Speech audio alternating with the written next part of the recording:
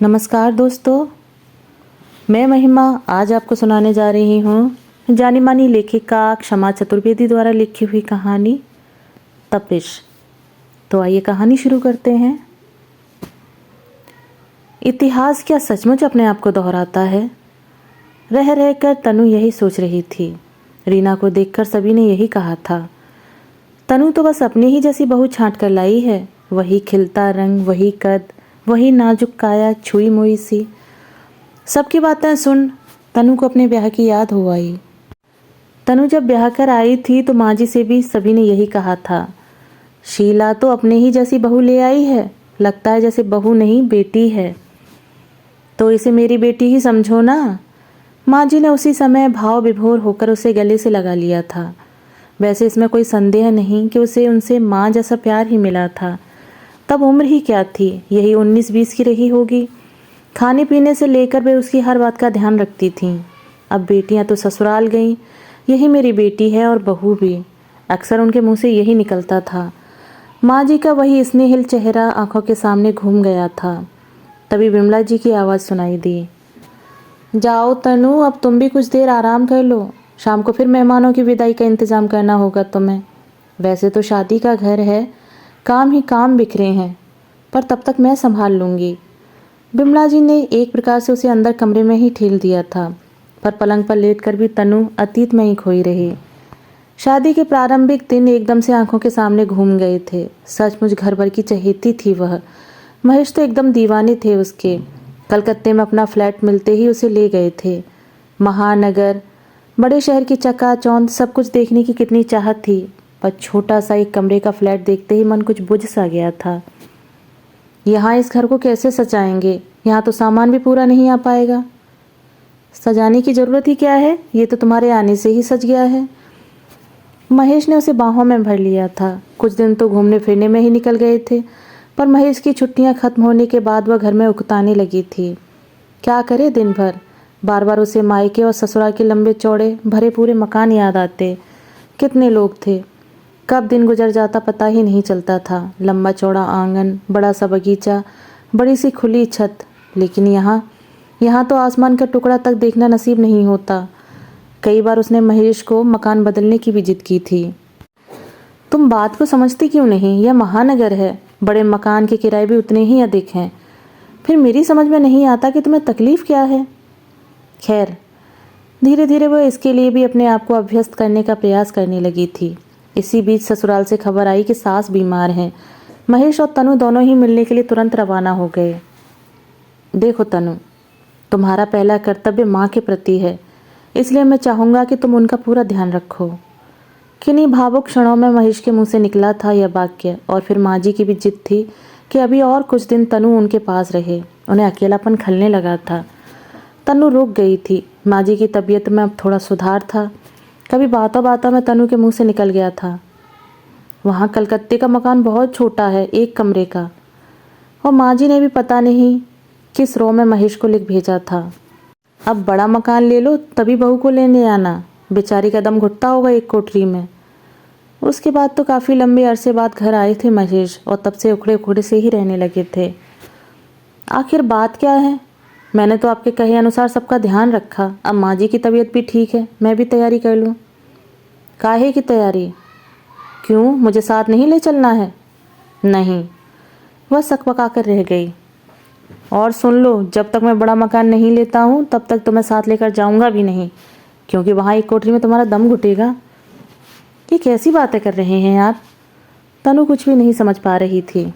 देखो, बात को घुमा फिरा कर कहने की आदत नहीं है मेरी, और जो भी कह रहा हूँ तुम भी समझ रही हो। अब जब तनख्वाह बढ़ेगी और मैं इस काबिल हो जाऊँगा कि बड़ा मकान ले सकूँ, तभी तो मैं ले जाऊँगा। और हाँ, अब आइंदा तुम्हें जो कुछ भी कहना हो साफ साफ ही कह दिया करो। क्या ज़रूरत थी माँ से ये सब कहलवाने की? वह न कुछ समझ पा रही थी और न ही कुछ कह पा रही थी। माँ जी ने तो शायद अपना अतिरिक्त स्नेह दिखाने के लिए यह सब लिख दिया होगा, पर महेश उन सभी बातों को उल्टा समझ रहे थे। वह और कुछ कहती, इसी बीच माँ जी फिर कह गई थी, बहू का पाँव भारी है, वहाँ अकेले में से कौन संभालेगा? मैं भी तो यही कह रहा हूँ। 2 टूक उत्तर देकर महेश चले गए थे। इसके बाद तो जय के जन्म के बाद एक लंबा सिलसिला चलता रहा। कभी बच्चा छोटा है तो कभी कुछ और। फिर इसी बीच नंदोई जी का आकस्मिक निधन हो गया और उनकी दोनों बेटियां शुभ्रा और आभा तनु के ही पास आकर पढ़ने लगी थीं। फिर ससुर जी नहीं रहे और एक तरह से ससुराल का सारा दायित्व ही तनु पर आ गया था। माँ जी का दायित्व और शुभ्रा आभा भी सारी जिम्मेदारियां कुशलता से निभा रही थी वह। फिर भी कई बार उसे लगता है कि महेश के मन में उसे लेकर जो फांस है वह अभी भी उसी तरह चुभन देती सी प्रतीत होती थी। बड़ी जीजी के बेटे की शादी में जब तीनों बड़े जीजा अपनी अपनी पत्नियों की तारीफ के पुल बांध रहे थे तो मझले जीजू ने गर्मजोशी से कहा था, भाई अनु तो मेरे सुख दुख की भागीदार रही है और ख़ास तौर पर उन दिनों की जब मेरी थोड़ी सी आमदनी थी, पर इसने कभी चेहरे पर शिकन नहीं आने दी। अगर मैं 50 रुपए की भी साड़ी लाकर देता तो उसे यह खुशी खुशी स्वीकार कर लेती। उसी समय महेश ने जीजाजी की बात काट दी थी। यही तो रोना है, तनु कहाँ कुछ सीख पाई अपनी बहनों से। इसने तो मुश्किल के दिनों में मुझसे किनारा ही कर लिया था। अब दिल्ली में बड़ा फ्लैट है तो बीच बीच में आ भी जाती है, पर कलकत्ते के घर को देखकर तो उसका यही रोना था कि घर छोटा है, दम घुटता है। सभी लोग जोर से हंस पड़े थे, पर तनु का चेहरा मारे अपमान के लाल हो गया था। वह उसी समय वहाँ से उठ खड़ी हुई थी। तब उनके पास बड़ी जीजी ने ही बात संभाली। अरे तो क्या हुआ? क्या तनु ने अपनी ससुराल को नहीं संभाला है? ऐसा मत कहिए महेश जी। आंसू छिपाती हुई तनु फिर भी कमरे से बाहर चली गई थी। महेश तो फिर भी उल्टे उसी पर बरसे थे। क्या है, जरा सा सेंस ऑफ ह्यूमर नहीं है तुम में? मजाक भी नहीं समझती हो? इसमें मजाक क्या था? वह फूट पड़ी थी। अरे ठीक है, ससुराल का ध्यान रखा तुमने, वो तो सभी बहुएं रखती हैं, तो क्या मैं तुम्हारी तारीफों के पुल बांधता रहूं? वह क्या कहती, सभी जीजाजी भी तो अपनी अपनी पत्नियों की तारीफों के पुल ही बांध रहे थे। फिर ऐसा नहीं है कि बात की गंभीरता को वह समझती नहीं है। जाने अनजाने कई बार महसूस हुआ है उसे कि उसके और महेश के बीच की दूरी बढ़ती जा रही है।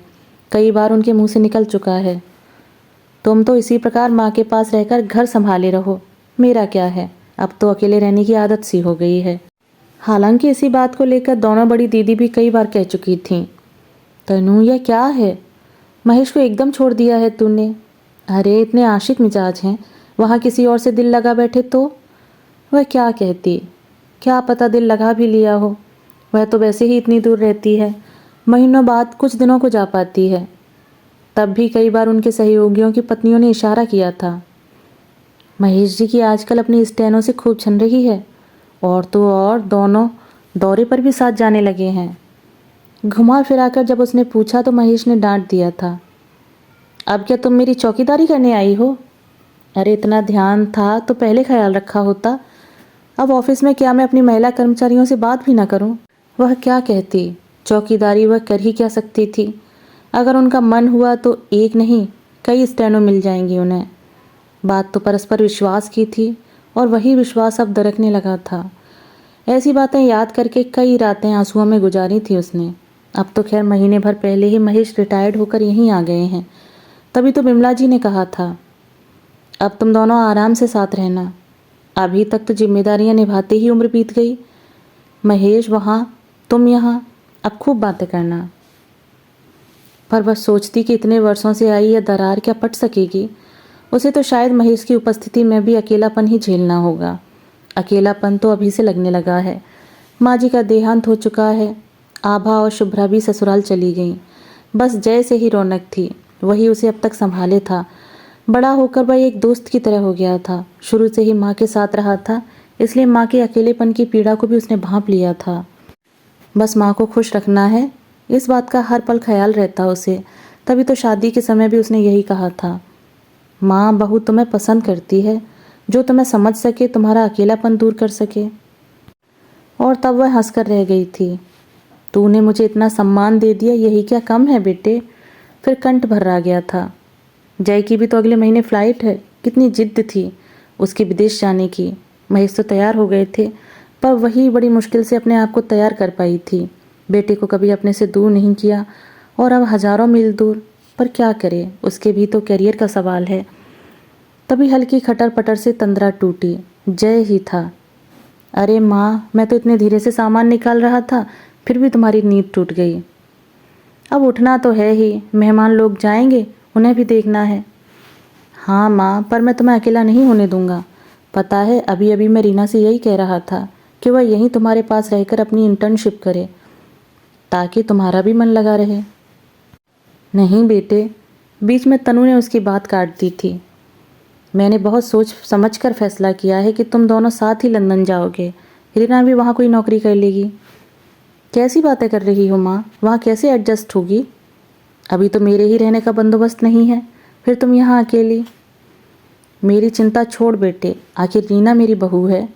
मेरा ख्याल देर सवेर रख ही लेगी, पर अभी तुम दोनों का साथ रहना ज़रूरी है, क्योंकि कई बार ये दूरियां इतनी बढ़ जाती हैं कि उनका पाटना मुश्किल होता है। उनका गला फिर भर्रा गया और जय अवाक होकर माँ को देख रहा था। दोस्तों, अभी आप सुन रहे थे क्षमा चतुर्वेदी द्वारा लिखी हुई कहानी तपिश। दोस्तों, कहानी आपको कैसी लगी? कहानी के विषय में विचार कमेंट बॉक्स में साझा जरूर कीजिएगा। मिलते हैं एक और नई कहानी के साथ। धन्यवाद।